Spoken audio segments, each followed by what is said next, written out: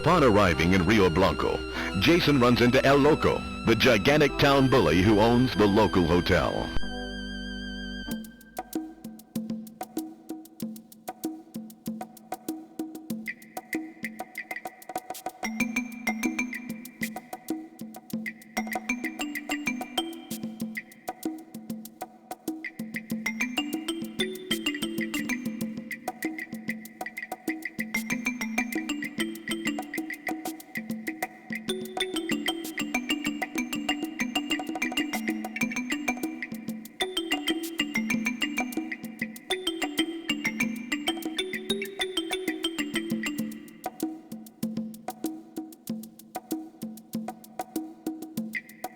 Yes, senor?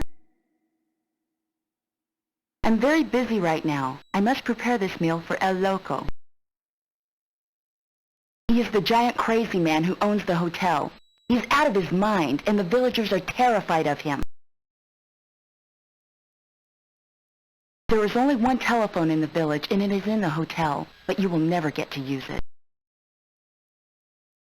It doesn't matter. No one is allowed inside the hotel to use the telephone. You could be hurt very badly if you tried. El Loco has always been a bully. Being a giant affects some people like that sometimes. But he received a kick in the cabeza by a donkey 6 months ago and began to have visions. He threw everyone out of the hotel and claimed it as a holy place. Everyone is forbidden to enter. He says that he awaits a message from God, so the line must not be busy when he calls. He is loco, senor. Of course, but I must finish this meal. I will prepare several servings for him. A man as huge as a house has a very large appetite. I'm sorry, I can say no more.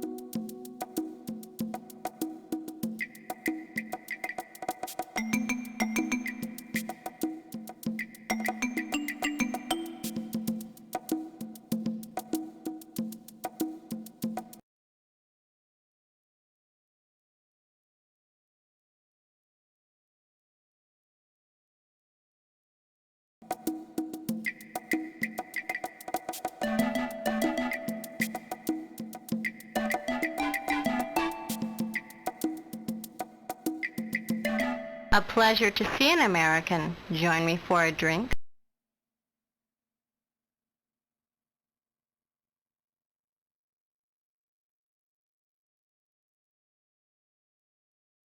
We will go in time, but be patient. I must be sure you are Jason and not an imposter.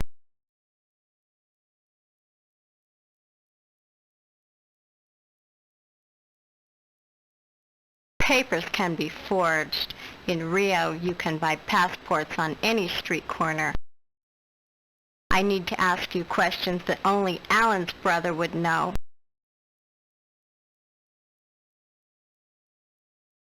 I have questions first. What year did your brother win the stock car trophy? Oh, very good. How many brothers and sisters do you have? Very good. You're coming along nicely. What's your brother's favorite movie?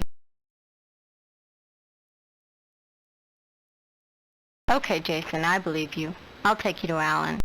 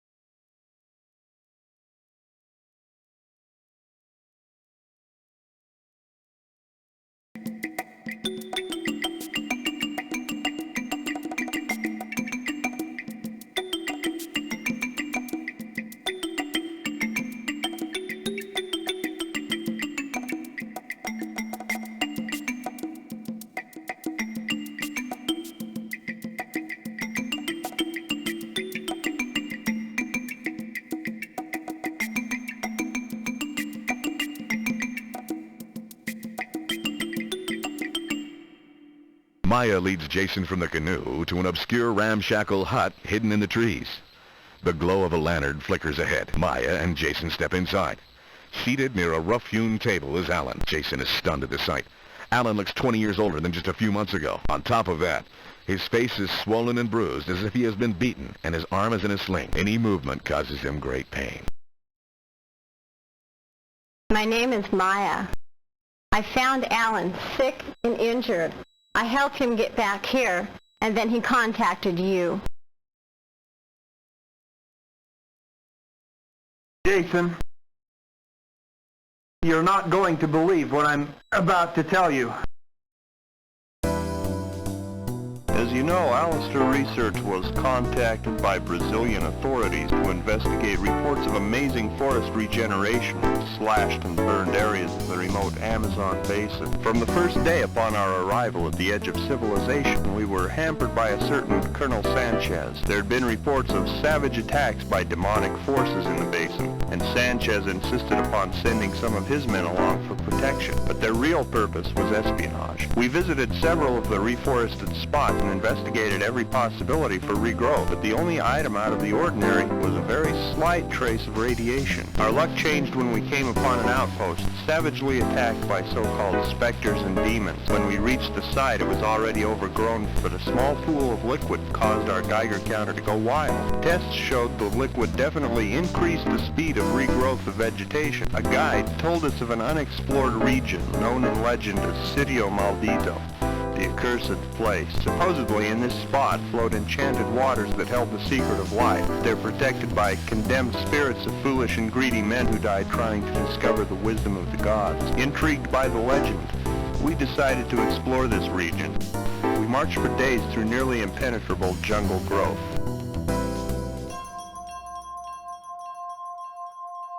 Each night, the men huddled near the fire, and many reported seeing eerie figures that seemed to be watching from a distance, tracking our movements. Every morning, there were new desertions of frightened men. When Sanchez's men deserted, they stole much of our research information.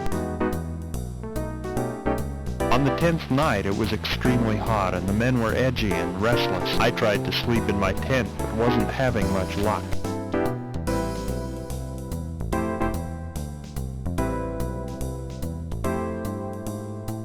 Suddenly, we heard a horrible screeching sound. It was as if Satan had loosed all the condemned of hell back upon the earth. Then from everywhere came a shower of arrows. I saw the men fall like rag dolls.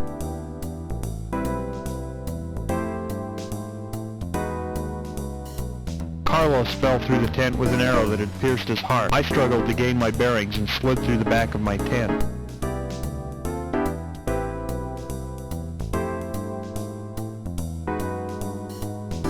A poisoned arrow tore through my shoulder, and I crawled as best I could to the edge of the river and jumped in. I must have floated for several days down the river. When I finally regained my senses, I was burning with a fever from the poison. Although I have yet to shake the effects, it was Maya who saved me. Jason, we're on the verge of the most important scientific discovery of our age, and I'm determined to make it. Colonel Sanchez is now aware of our work, and he will stop at nothing to get it for his purposes. But a discovery of this nature must be protected from men like him. Maya was doing government research when she found me, and now she's willing to help, but we must start now, or it'll be too late. After a few days, Alan is being sent to begin the journey. The three travelers move slowly along a narrow footpath that winds slowly upward through thick jungle vegetation. The ground is rough and broken by gullies and undergrowth. Though no one has been seen, there is a sense they are not alone.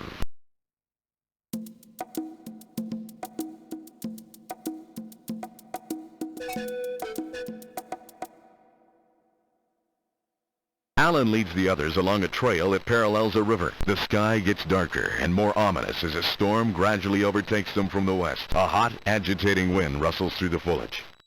Finally, they reach a decrepit bridge at the edge of a wide gorge. The cliffs tower above the rushing water far below. A feeling of exhaustion overcomes them as they stare across the gap to the other side. Suddenly, the sound of gunfire cracks through the jungle.